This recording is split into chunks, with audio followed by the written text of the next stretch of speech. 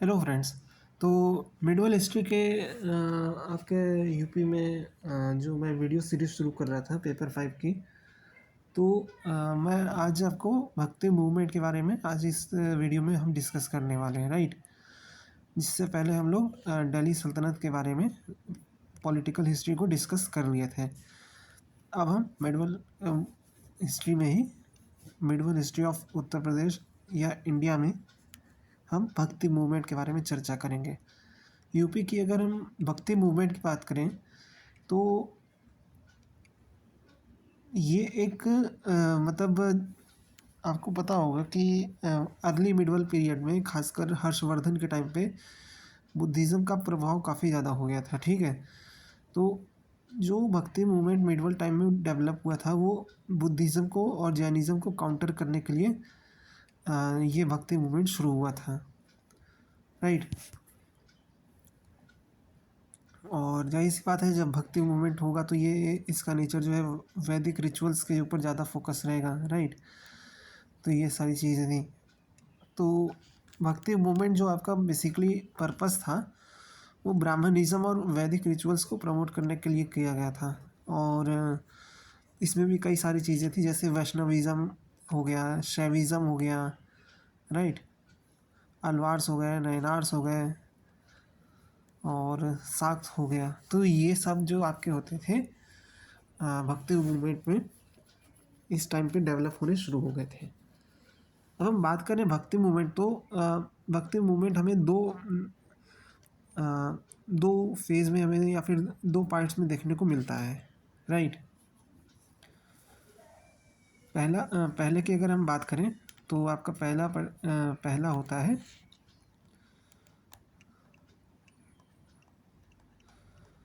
भक्ति मूवमेंट की मैं बात कर रहा हूँ। तो ये दो पार्ट में डिवाइडेड है। पहला है सगुण भक्ति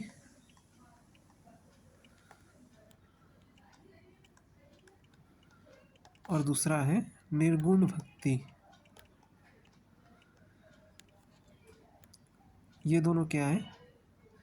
तो ये दोनों कुछ नहीं है, ये दोनों सिंपल सी बात है। सगुण भक्ति में ऐसे ईश्वर को पूजा जाता है जिसका अपना गुण धर्म हो, ठीक है, जिसका अपना फॉर्म हो, और इसमें ईश्वर का कोई फॉर्म नहीं हो, ठीक है, कोई गुण धर्म ना हो। तो कहने का मतलब ये है कि इसका एग्जाम्पल आप समझ लीजिए वैष्णविज्म,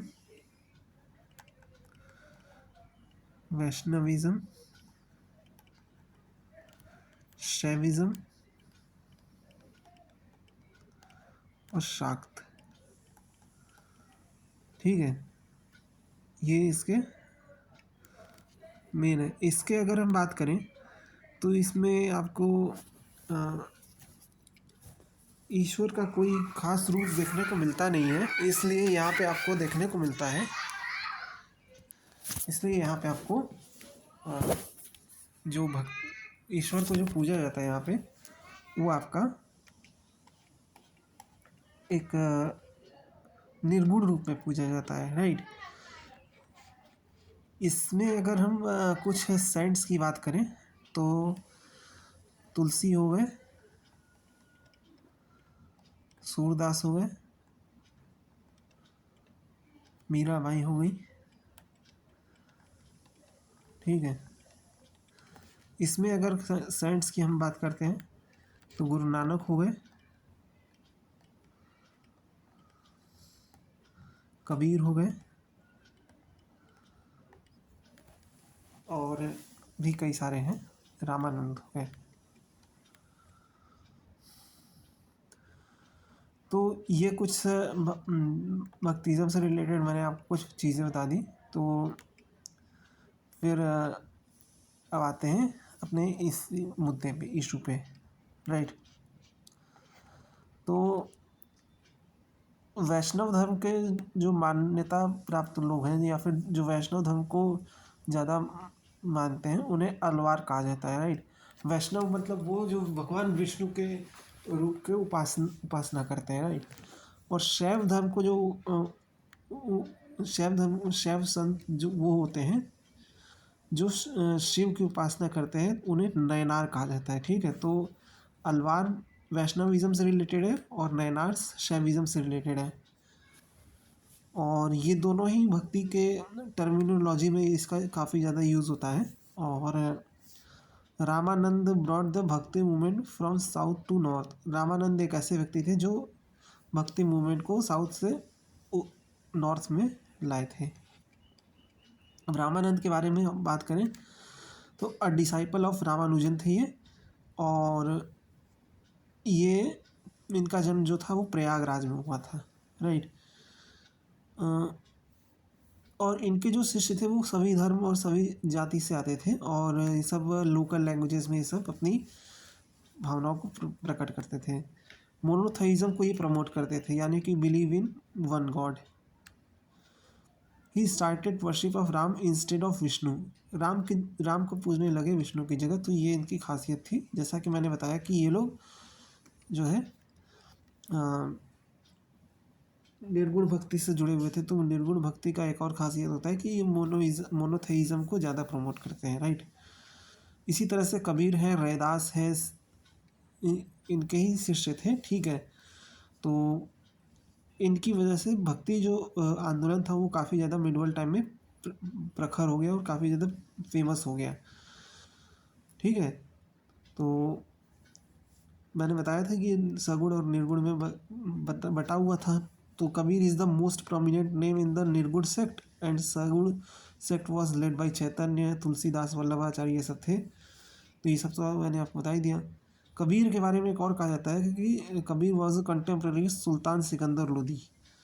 ये सुल्तान सिकंदर लोदी के कंटेम्प्रेरी थे मतलब। और इनका जो जन्म था वो 1440 में हुआ था काशी में, राइट। इनके बारे में एक फेमस कहा जाता है, फेमस कहावत है, काशी में प्रगट हुए रामानंद चेताए, ठीक है। Born in Kashi and enlightened by Ramanand. तो ये इनके बारे में एक दोहा कहा जाता है कि काशी में प्रगट भय रामानंद चेताए। कबीर रेज्ड हिमसेल्फ, और जो काशी में इनका जन्म हुआ था वो बनारस से लहरतारा नामक इलाके में हुआ था, right. Kabir raised himself above the orthodoxies of caste and religion and raised his voice against all kind of social evils in the society. तो वही बात है कि ये उस दौर के जो रिलीजियस ऑर्थोडॉक्सी थी या फिर उस तरह के जो रूढ़िवादिता थी समाज में और जाति पाति था, तो उससे ये काफ़ी ज़्यादा ऊपर उठ गए और इस तरह की चीज़ों का विरोध किए थे। इनका एक प्रमुख दोहा है, राइट, जिससे आप इनके आइडियोलॉजी को आप समझ सकते हैं। ये कहते हैं, इनका दुआ है कि हिंदू मुआ राम कही, मुसलमान खुदाई,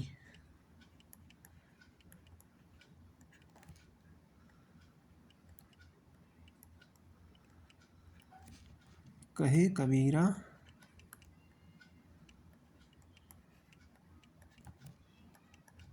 सो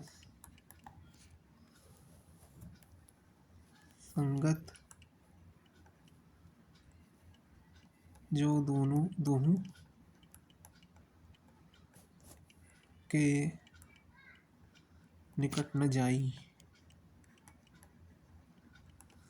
राइट। तो इस दोहे से आप अंदाज़ा लगा सकते हैं कि उनकी आइडियोलॉजी क्या थी।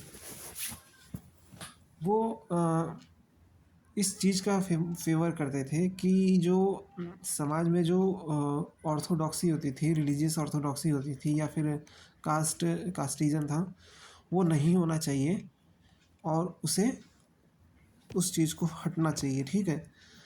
और वो निर्गुण ब्रह्म के उपासक थे, ठीक है, और एकेश्वरवादी भी ये थे, right. He believe that God reside in every one's heart instead of any place of worship. और यही था लोगों के मन में भगवान ईश्वर वास करते बजाय कि किसी मंदिर में या मस्जिद में। ठीक है, तो वही दोहा मैंने जो बताया था वही इसी से रिलेटेड है। और इनके जो दोहे होते थे इनको बीजक कहा जाता था। ठीक है, और इन्होंने ब्राह्मणवादी ऑर्थोडॉक्सी को चैलेंज किया था अपनी मृत्यु तक। और इनकी जो मृत्यु हुई थी वो मगहर में हुई थी, यानी कि संत कबीर नगर डिस्ट्रिक्ट में हुई थी 1510 में। तो उस समय कहा जाता था हीरो जो कबीरा काशी मरे तो हरि को कौन निहोरा। ठीक है, तो ये इन्होंने अपने दोहे में कहा कि जो कबीरा काशी मरे तो हरि को कौन निहोरा। Where will be the grace of God if Kabir attains salvation by dying in Kashi. तो कहने का मतलब इनका ये था कि ये उस समय माना जाता था कि जो जिस व्यक्ति की मृत्यु काशी में होती थी उसे स्वर्ग मिलता था, और जो मगहर में मरता था उसे नर्क मिलता था। राइट, तो ये था। फिर रैदास जो थे वो भी काशी में इनका भी जन्म हुआ था काशी में। राइट, 1482 में। और ये भी रामानंद के ही शिष्य थे। इन्हें ये मोची थे, कॉबलर थे ये। ठीक है, और ये समाज कार्य और ईश्वर वंदना में अपनी पूरी जिंदगी गुजारे थे। और ये सांसारिकता का इन्होंने वो किया था, सांसारिक मोहमाया का विरोध करते थे और जाति प्रथा का काफ़ी ज़्यादा ही विरोध करते थे। निर्गुण ब्रह्म के ये उपासक थे। और इनके जो शिष्य थे वो रैदास सेक्ट को फॉलो करते थे। तुलसीदास की बात करें तो तुलसीदास जी का जो जन्म था वो राजापुर गांव में बांदा डिस्ट्रिक्ट में हुआ था। ठीक है, राजापुर गांव था और बांदा, जो कि बांदा डिस्ट्रिक्ट में 1523 में इनका जन्म हुआ था। और ये अकबर और महाराणा प्रताप के समकालीन थे। ठीक है, और ये सगुण भक्ति के सबसे प्रमुख संतों में से एक माने जाते हैं। इन्होंने रामचरितमानस नाम की किताब लिखी थी जिसमें इन्होंने राम को भगवान विष्णु का अवतार दिखाया था। ठीक है, फिर वल्लभाचार्य की अगर हम बात करें तो वल्लभाचार्य भी कृष्ण भक्ति संत थे, एक बहुत ही प्रोमिनेंट कृष्ण भक्ति संत थे। और इनका भी जन्म जो है काशी में हुआ था 1479 में। राइट, और ये शुद्ध अद्वैतवाद यानी प्योर नॉन ड्यूअलिज्म पे, शुद्धाद्वैतवाद पे मानते थे। ही founded Vaishnava sampradaya, Vaishnava sect in the Vijayanagara kingdom. Vijayanagara साम्राज्य में ये वैष्णव संप्रदाय के संस्थापक थे और ये राजा कृष्णदेव राय के समकालीन थे। कौन? Vallabhacharya. He prescribed worship of the form of Shrinath ji. He composed Subodhini, Siddhanta Rahasya and Anubhashya. सिद्धांत रहस्य अनुभाष्य इनकी जो काफ़ी ज़्यादा वो है फेमस किताबें हैं। सूरदास ये वल्लभाचार्य के शिष्य थे और ये भी कृष्ण भक्ति संत थे। इनका जन्म जो है 1478 में उरुनाकता गांव में आगरा मथुरा रोड पे हुआ था। ठीक है, वो अकबर और जहांगीर के समकालीन थे और अष्टछाप की सदस्य थे जिसका फाउंडर वल्लभाचार्य थे। ठीक है, इनकी फेमस कृति सूरसागर और सूरसारावली थी और साहित्य लहरी थी जो कि ब्रज भाषा में लिखी गई है। तो ये आपने भक्ति मूवमेंट के बारे में हमने डिस्कस कर लिया था। ठीक है, अब हमारा टॉपिक ऑफ डिस्कशन आता है मुग़ल पीरियड का। ठीक है, तो मुग़ल पीरियड जो होता है ये आपका शुरू होता है 1526 से लेकर 1857 तक। एक तो ये काफ़ी ज़्यादा एक बड़ा पीरियड है, तो इसको मैं अलग से वीडियो में डिस्कस करूँगा। ठीक है, तो आपसे मिलते हैं हम नेक्स्ट वीडियो में। तब तक के लिए अपना ध्यान रखिए और चलिए मिलते हैं नेक्स्ट वीडियो में। बाय।